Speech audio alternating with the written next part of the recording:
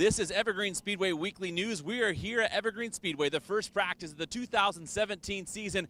Lots of cars have shown up here, over 40 cars for the first day of practice, a huge field. The season opener just 1 week away here on April 1st. It's going to be a fun one with a large group of cars here for the Mighty 12 Alliance on April 1st. A fun one, 100 laps of super late model racing. We also have street stocks in action, mini stocks in action, outlaw figure 8 cars in action, Hornets and Youth Hornets. It's going to be a fun one on April 1st, but we're going to get talking with a lot of drivers here on practice day as a huge field of cars have shown up out here, and we'll talk to some of these drivers throughout the day. Well, we caught up with the 2016 Outlaw Figure 8 champion here, Seth London. Seth, first of all, these are some really cool cars. Yeah, you know, it's a very exciting class. It's actually a pretty new class for Evergreen Speedway. I'd say it's about 4 or 5 years old now, and it's evolving. It's taken a little bit of time, but they're just some unique, exotic, high horsepower cars, and we're excited to run them.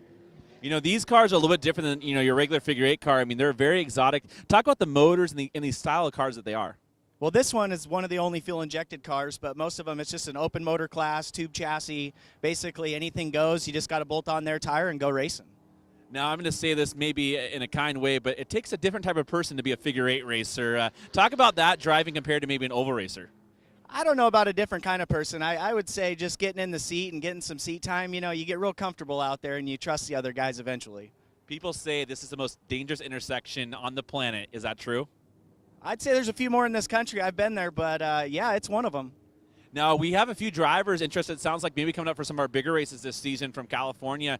We'll talk about that. That's been kind of cool to have this year. Yeah, last year in November, we went down to Orange Show Speedway in California, and we ran a 10,000 to win race, and that was a blast. That was the 3rd annual that they've run it. Rod Proctor puts it on every year, and they're trying to come up and race with us. They want to come play. And talk about the class in general. We know it's been growing the last couple of years, and talk about the rest of the field. You know, you got some veterans. John Carlson's still doing it. His son's coming out this year, and it'll be exciting to race against him. I raced against him in the Stinger 8s back in 2009 and 10, and there's a few others that are coming too. Jessica Gray, this is going to be her 2nd season. That's my cousin. And then we got another chassis sitting at home right now. We're trying to get my girlfriend Nicole Pollard involved. So. All right, so possibly doing the girlfriend-boyfriend combo here. The Outlaw Figure will be on action on opening night, April 1st, coming up next week. All right, we caught up with the 2016 Super Late Model Champion, Evergreen Speedway. Name Lang and your 4th place finisher in the championship standings. Donnie won it. Name of first practice of the year. How's the car? Feels good. Same as last year. Nothing big changes. Just the same old car, yeah. Donnie, let's talk about your car. Brand new practice this year. How's the car? Car's really good, actually. We just we fired off kind of the same thing we were doing at the end of last year on old tires right now, and car's good already, so we're happy. Both of you guys are veterans of this track. You've seen a lot of cars come. We're expecting a huge field of cars in the 3.8s, probably the biggest field in the 3.8s in quite a few years. What's your thoughts heading into that first race? Well, everybody's working their cobwebs out and a lot of new drivers, so it's going to be an interesting race to watch. Not necessarily racing, but should be interesting. Should be good. Donnie, 3 rookies this year for the super late models. That's always fun to have when you have a lot of new drivers. Talk about that as a veteran driver in your role in having so many rookie drivers. Well, I got to be honest. I actually just said to Nema, it's kind of be like playing dodgeball, I think, for the first couple days of racing, but not necessarily the rookies. I mean, there's some guys that are going to run up front, and there's some guys that have always ran in the back, and I mean, I think we're going to be dodging people left and right. I mean, we're going to be into lap traffic quick because there's going to be a lot of cars and a lot of fast guys up front, so I think we're going to be into lappers 10 laps into it, and making those choices whether to go inside, outside, or over the top of them is going to be pretty interesting. Nema, you've won a lot of championships here at Evergreen Speedway. You're going for a championship number 6 this year. Can you make it happen here in the super late models?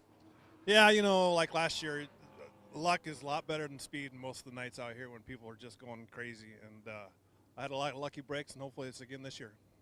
You were talking about in practice today, having a little trouble today, not with the car, but with the shoes. I got new shoes, and they got a little too thick of a sole, so I'm going to go back to my 5-year-old shoes that I like. Shoes, Donnie, how are your shoes? My shoes are fine. Actually, he used to drive barefoot. They called him Barefoot Lang. Did you know that? I did not know that. So 2 super late model drivers for the 2017 season here at Evergreen Speedway. You can see them next Saturday night on April 1st. Big field of cars expected for the super late models. We caught up with their 2016 Stinger 8 champion, Matt Somerville, but he's moving up this year. He's going up into the Super Stock Figure 8 division, and he's got a brand new car he built here. Matt, let's talk about the move in the offseason, going from the Stinger 8 cars up to the Super Stock Figure 8 cars. Yeah, it's a big jump. It's something I've been wanting to do for a long time. I mean, this is what I grew up watching, so this was the end goal. Thankfully, Daryl had a car, and we put this cool body on it, and going to have some fun and go out and try to compete.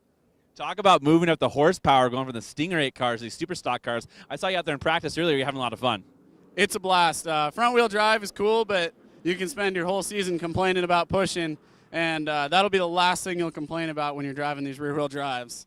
A whole different experience with the Super Stock Figure 8 drivers, Stinger 8 cars. A lot of veterans in the Super Stock Figure 8 cars. Talk about the competition this year. Yeah, there's plenty of competition. I mean, these are the same guys I grew up watching because I was too little to race, so I've got my work cut out for me to even try to hang with them, but hopefully we can get there towards the end of the season. All right, Matt Somerville, keep your eye on him for the Super Stock Figure 8 division this year.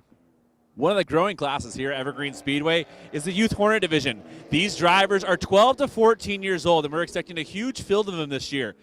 A lot of drivers come out and practice here, these youngsters. A lot of them are moving up the ranks from the quarter midgets and beyond. And there's a big field of them here. They're a lot of fun. 12 to 14 years old, getting behind the wheel of these Hornet cars. They race on the small 1/8 track here at Evergreen Speedway. They're young. They can't drive in the field. Some of them, as you can see, get a little tired there every once in a while, resting as it's maybe nap time for them. But it's fun. You see a lot of second-generation drivers, a lot of third-generation drivers coming out here and racing at Evergreen Speedway in the Youth Hornet division. It's a very fast-growing class here. They're young. They're excited. They are the next generation of racers here. And we're excited to have them here at Evergreen Speedway.